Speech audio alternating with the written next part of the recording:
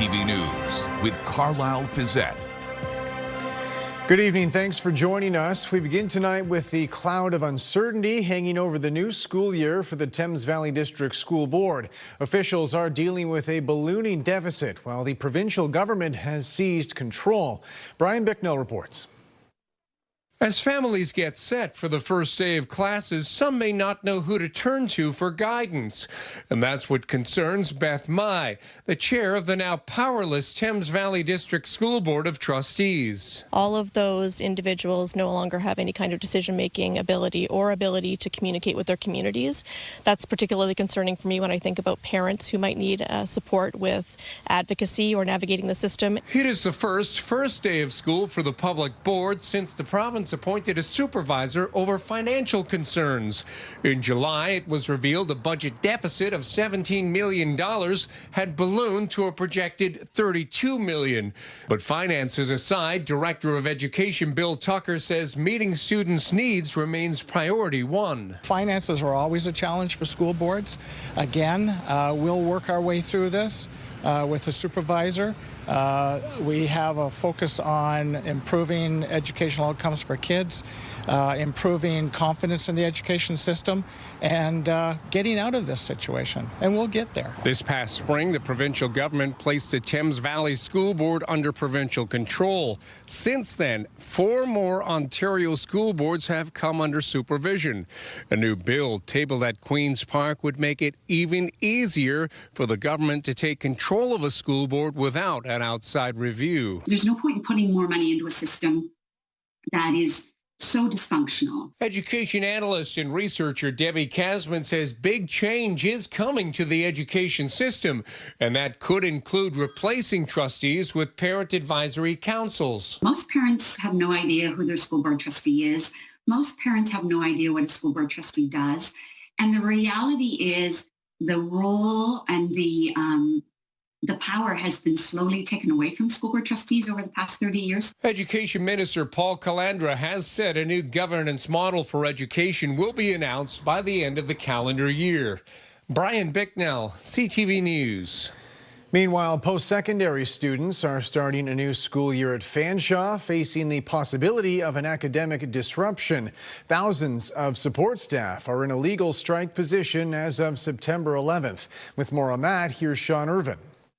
On the first day of the fall semester, Fanshawe College students are focused on a return to classes. So it came as a surprise to those we spoke with that a strike by support workers is possible. No, I was unaware of that. Not aware either. So this is news to you? Yeah, it is. But to those involved, the potential job action by full-time support staff is no surprise at all. And OPSU Local 109 President Adam Rayfield is gearing up to take action if necessary. The earliest possible date would be September 11th, next Thursday, as of 12:01 a.m. Support workers include registrar's office, accessibility, and maintenance staff. They're the first faces you see when you walk into any academic or student services office, and they're the last face you see as well. Before program cuts and job reductions were announced in the spring, 1,200 full and part-time support staff workers were employed at the college. Now, those numbers are in a steady decline. Rayfield expects his membership will bear the brunt of a 35% reduction in college staff resulting from a drop in international students. OPSU senior leadership is demanding job security at all colleges in negotiations. However, the College Employer Council said over the long weekend that talks have proven challenging. We've told them that they have some demands that are simply unacceptable. They couch them in what they call job security, but it includes a demand that there be no campus mergers, campus closures. They have a demand that there be absolutely no reduction or layoffs of their staff, and that's just something that the colleges can't agree to. So with the countdown to September 11th on, the anxiety of students caught in the middle builds. I feel like all the teachers would have to push all your courses into like a big package, and dropping all that on you at once could be overwhelming for some. Yet if support workers do take action, most students anticipate being out of class. Oh, I think we probably can't run without all of those things. I think it's all very important. And yeah, I feel like you need support staff to run the school. In London, Sean Irvin, CTV News. And later on CTV News, move-in day for new students at Western. We'll head to campus for a look at all the action, full of fresh starts and goodbyes. Concerns from a children's advocacy group in response to a new report warning poverty, mental illness, and bullying are on the rise across the country. With more on those risks ahead of the new school year, here's Allison Bamford. A picture-perfect start to the first day of school. Pre-class jitters masked by all levels of excitement. It's gonna be fun this year, I hope. I mean, it is school, so you can't be too excited. As kids across the country return to class, a new report from Children First Canada is highlighting the top threats facing students. We're seeing epidemic levels of child poverty, child abuse, bullying, mental health concerns. 1.4 million kids lived in poverty in Canada last year, the most since 2017. Inside the classroom and online, it's the rise in bullying and racism that's raising concerns. 71% of kids between the ages of 12 and 17 say they were bullied in the past year, according to the report, and a quarter of youth were cyberbullied. What that looks like sometimes is the name calling. It looks like target rumors. It looks at also excluded from activities. Issues at school that psychiatrists say can impact a child's well-being. It provides so many positives in their education and a stabilizing force when we talk about really healthy things like routines and schedules. But school is also, one of the primary sources of stress for kids. Social media and AI can escalate mental health problems for students, while the advocacy group is calling for a national strategy to address these concerns. Experts suggest parents talk to their kids about the challenges they face so that students can also be a part of the solution. Allison Bamford, CTV News, Saskatoon. London police say they've made 6 arrests while still looking for one more suspect after a downtown shooting this weekend.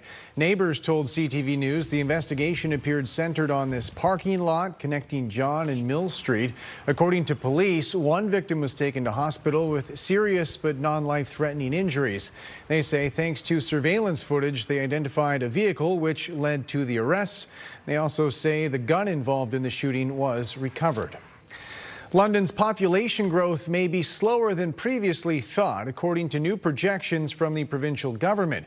It could amount to a difference of more than 50,000 fewer people than projected in the next 25 years. Daryl Newcomb has more on what that might mean for housing development. Dr. Brendan Samuels believes new population projections released by the provincial government require a significant reduction in the amount of undeveloped land that London will be adding to its urban growth boundary for new housing. We need to go back and adjust the draft report rather than doubling down on a decision that now seems to be based on outdated information. The urban growth boundary is intended to control development and prevent sprawl by restricting where development can happen. Its boundary is currently under review at City Hall. In 2024, the Ministry of Finance estimated almost 742,000 people will live in London in 2051. But the 2025 projection is about 687,000, a reduction in growth of more than 55,000 people. This map, developed by city staff earlier this year, recommends adding about 1,529 hectares of developable land for housing. My back of the envelope calculation shows a little over 900 hectares no longer being needed for housing. The London Development Institute, a lobbying organization for local developers, warns that if there aren't enough hectares added within the urban growth boundary, land prices will continue to rise and drive up the future cost of homes. Doesn't mean that we'll be growing out to that urban growth boundary in 30 years. If the projections are right, we will be, but if they're not, that land just stays undeveloped until it's time. For developers with lands inside those areas under consideration, the financial stakes are high. The value of property can increase 5.5 to 8 times if it moves from outside to inside the urban growth boundary. We've handed the keys to private interest developers who are going to profit off of these decisions in the short term as well as in the longer term. The current urban growth boundary has been in place as of next year 30 years. The urban growth boundary that's being out for consultation conversation and for discussion adds the next 30 years. One would think that our council would want to use the most up-to-date information and be consistent with the provincial planning statement. A community information session is being held Wednesday at 7 p.m. at City Hall about the urban growth boundary expansion. Daryl Newcomb, CTV News. A new report is prompting calls on the Ontario government to roll back strong mayor powers. Provincial officials had said they were supposed to help fast-track housing construction, but as John Woodward reports, that hasn't worked out so far. Building housing among the main goals when Ontario's premier rolled out sweeping changes to city halls across the province, giving mayors extra sway to sidestep city council and hire and fire top city staff. But a new report is questioning whether that's working out. It's stress built upon stress built upon stress. Sabine Matheson with Strategy Corp surveyed 32 chief administrative officers in Ontario cities and found deep concerns about the new powers. We're not getting a lot of the upside, but we're getting the potential risk for the downside, particularly after the next round of municipal elections. Anonymous CAOs say in the report that being beholden to one mayor forces the CAO to play this political game. Another said the administration is no longer separate from the politics and the relationship is fundamentally changing. A relationship another said could be over when the political wind shifts, saying, "I've just decided I'm going to be fired at some point." Mayors have used those powers to fast-track housing in places like Caledon and Hamilton. But data shows that many more times those powers have been used for something else. One decision in Aurora this spring about a shelter outraged sidelined councillors. It's an affront to our democracy. According to provincial data that tracks 50 largest municipalities, 15 of them have exceeded their targets for 2024.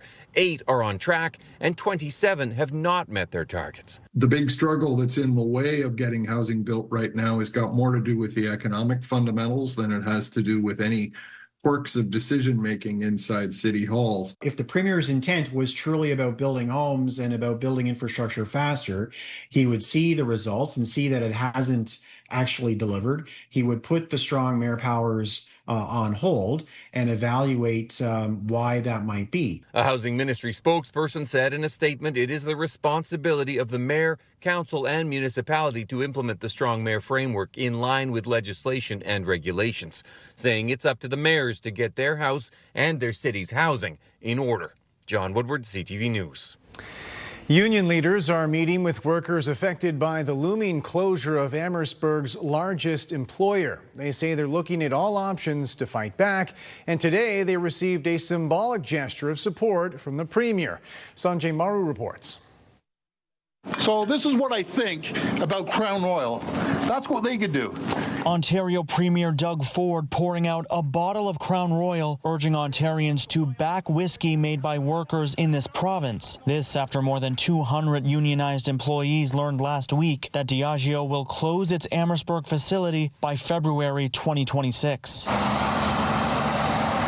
Tuesday morning, a meeting hosted by Unifor Local 200 for Diageo workers, and for some, the announced closure of Amherstburg's largest employer means the life they've started to build here may already be slipping away. We literally just moved to Amherstburg. I'm in a one-year lease that I just signed. I'm more so concerned about my kids because I just dropped them off at their new school in Amherstburg today. I don't want to have to put them through that change again if I have to move again. Union leaders are now weighing how to fight back, even reaching out to the Ford government to get Crown Royal pulled from LCBO shelves in Ontario. The president of Unifor Local 200 acknowledges the impact that could have on Diageo's other Canadian plants in Valleyfield, Quebec and Gimli, Manitoba, but he says a boycott is about solidarity and stopping closures at any Canadian facility. Because it could be you next, and that's what worries me most. If that's okay in Amherstburg, why isn't it not okay in Gimli? Why isn't it not okay in Quebec? For longtime employees like this 34-year Diageo worker, the company's decision to close the Amherstburg plant have pushed them into retirement before they were ready. It's a terrible thing for companies to not care about the people and only care about profits. That's what this place is doing, because that plant is very, very profitable, but they want more. Sanjay Maru, CTV News. London Health Sciences Centre has filed a multi-million-dollar statement of claim against 3 companies and 2 people, accusing them of negligence. The $20 million suit relates to a large-scale window replacement project at University Hospital, part of an internal investigation into past procurement practices. Among the companies named are London-based JM Windows and Doors, plus companies in Scarborough and Kingston. Hospital officials say they've identified issues with window installation quality that includes leaks. Back in July, LHSE filed 2 other civil lawsuits totaling $60 million against former executives and employees over what they call a decade-long fraudulent procurement scheme. None of the statements of claim have been tested in court. A new team is taking over a Thames River cleanup project. The Antler River Rally is a largely volunteer-driven organization which has completed more than 150 cleanups along the shores of the Thames over the last 14 years. The project's founder says it's time to move on, though, turning things over to the London Environmental Network. We've taken the group and built it and created a name for it, and now it's maybe ready for a new iteration and ready for new leadership and for new ideas. We've been partners with the London Environmental Network already for so many years, but they are always looking for new volunteers and to support organizations in the city doing good work. I'm really interested in the intersections between, I guess, environmental problems and social problems in our city, and we see that at a confluence in the river. And a lot of the garbage that we pick up are stemming from these bigger challenges like homelessness. Organizers say the name will remain the same, as will the cleanup schedule, while the leadership transition takes place. When we come back, with the rumor mill swirling, President Trump makes his first public appearance in days, setting his sights on a new American city.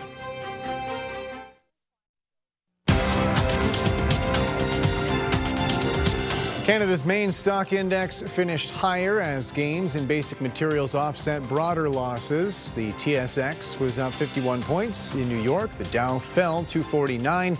The Nasdaq fell 176. The Canadian dollar dropped a quarter cent today. On commodity markets, gold gained more than $76 an ounce, and oil added $1.58 a barrel. President Donald Trump responded today to the swirling online rumors of his demise this weekend, calling them all fake news. Meanwhile, a California judge has ruled his use of the military earlier this summer to crack down on immigration protests was illegal. As Joy Malbon reports, that isn't stopping him from setting his sights on another American city. After a brutally violent weekend on the streets of Chicago, President Donald Trump made his move. Well, we're going in. I didn't say when. We're going in. Calling Chicago a hellhole. Trump plans to deploy federal troops just as he has done in Washington. Over 2,000 National Guard armed and walking the streets.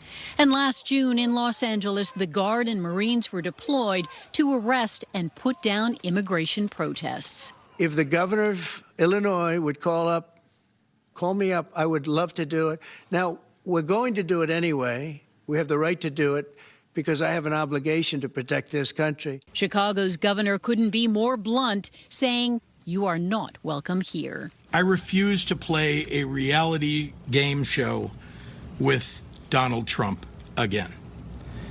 What I want are the federal dollars that have been promised to Illinois and Chicago for violence prevention programs. And calling the president's comments unhinged. Have we truly lost all sense of sanity in this nation, that we treat this as normal? Still, Chicago's bracing for what played out in Los Angeles as soon as this week.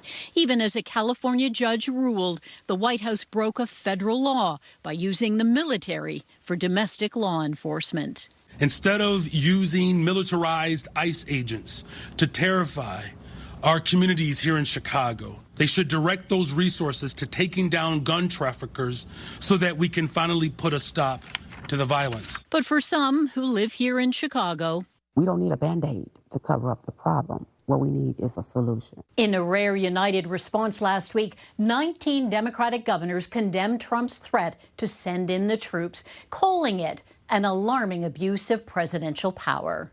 Joy Malbon, CTV News, Washington. Skies will be mainly clear overnight. Watch for fog developing. Thank you so much, Joan, for this photo of Gracie. Gracie likes to take a little dip in the pool. We have a great video to share with you coming up after the break about a dog who likes to see himself on TV. 13 to 14 degrees first thing tomorrow morning. If tomorrow is the day your little ones are heading back to school, it's going to be warm, a shorts and t-shirt kind of day. Stay with us, tracking a big area of low pressure and a cold front that will move through the area. We'll talk about rainfall and timing coming up. Welcome back on the desk with Julie Atchison now. And before we get to the forecast, Julie, we want to do a quick shout out actually for one of our parent fans who at least is a big fan of your forecast. Yes, it's sometimes when kids or people see themselves on TV, they get pretty excited, but this isn't a kid. No. You got to check this video out. Good evening. That is Dougie from Komoka, and this is a photo of him that we shared on our 11 o'clock broadcast of our dog walking photo. It was taken at Ipperwash Beach. His owner, Kasha, says definitely enjoy seeing himself on TV. That's great. 26 degrees our high today, 10 degrees our low. And of course, if you'd like to see your dog featured, just send us a photo, and we feature them, of course, evenings at 11 o'clock. 23 degrees normal and 12 degrees our low. 34 degrees our record high, set back in 1953.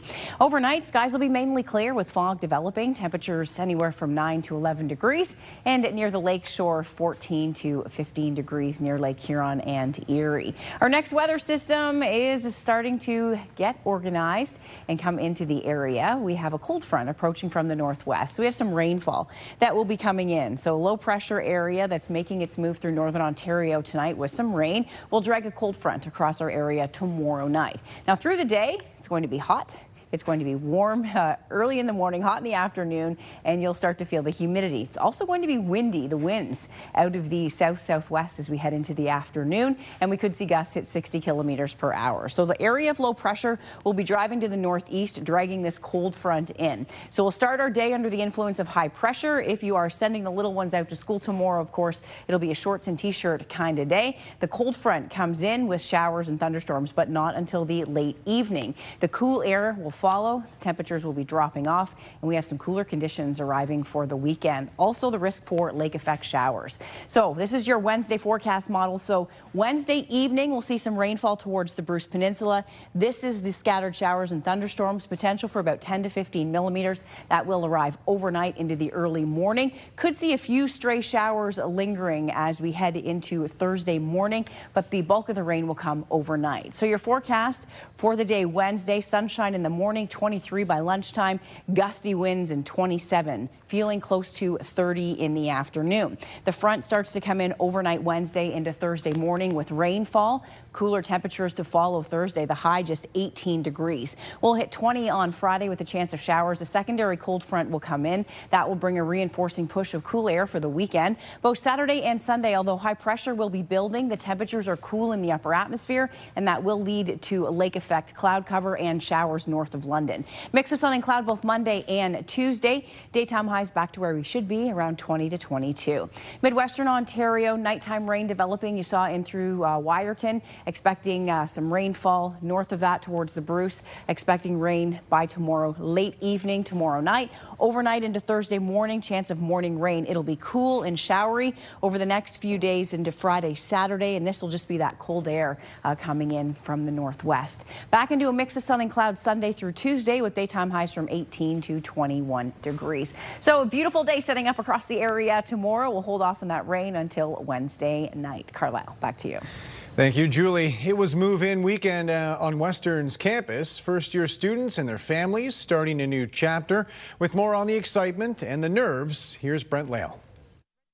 I didn't need to get out of the car!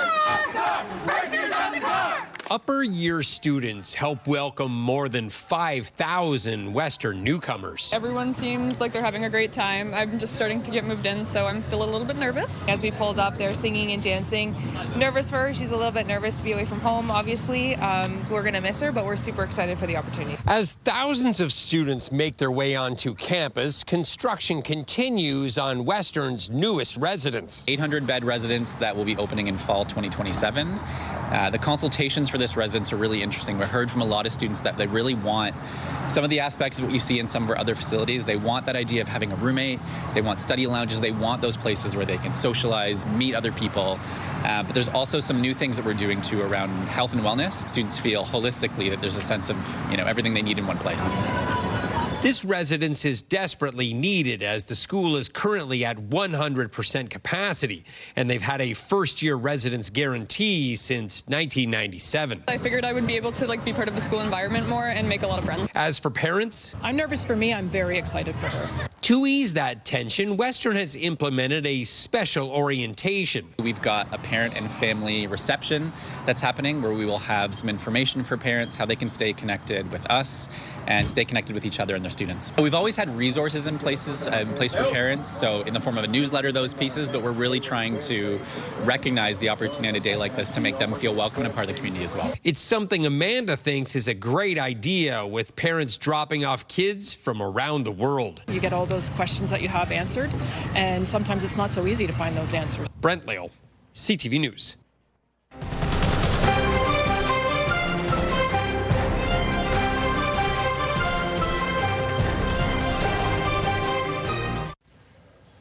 Finally tonight, hundreds of people came together this past weekend celebrating 150 years of the iconic Blackfriars Street Bridge.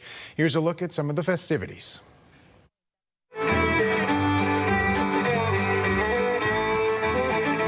A wrought iron bridge that's connected London West to the core for 150 years, and that's a big thing. And you know what? For the people in Blackfriars here, to be able to get out and celebrate this, not just with us, but with the neighbors in London, is a great opportunity.